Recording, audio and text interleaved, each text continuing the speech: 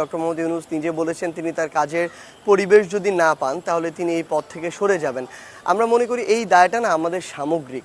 আমরা আমাদের জায়গা থেকে যমুনাকে, অর্থাৎ যেখানে ডক্টর ইউনূস তার জায়গা থেকে তার অফিসটি করে থাকেন, আমরা যখন দেখি যে সেখানে দেশ এবং দেশের বাইরের গুরুত্বপূর্ণ ব্যক্তিরা তার সাথে এসে গুরুত্বপূর্ণ কিছু মিটিং করে থাকেন, তিনি বিভিন্ন কাজে সেখান থেকে বাইরে যান, এই প্রক্রিয়াটি যখন বন্ধ হয়ে যায় তখন কিন্তু আলটিমেটলি সেই জায়গাটা যদি সেই অফিসটি ভালোভাবে ফাংশন না করে তাহলে কিন্তু রাষ্ট্র ভালোভাবে ফাংশন করবে না।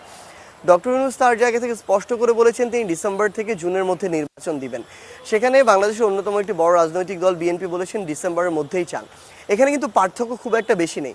এখন একটা মানুষ, আপনি ডিসেম্বরই বলেন আর জুনই বলেন, আপনি নির্বাচন চান, কিন্তু একটা মানুষ তো শুধু নির্বাচন দেওয়ার জন্য বাংলাদেশের মানুষ এত বড় একটা অভ্যুত্থান ঘটিয়ে তাকে সেখানে বসায়নি। তার গুরুত্বপূর্ণ একটি দায়বদ্ধতা রয়েছে শহীদ পরিবারগুলোর কাছে, আহত যারা রয়েছে যোদ্ধা তাদের কাছে। তাকে তো এই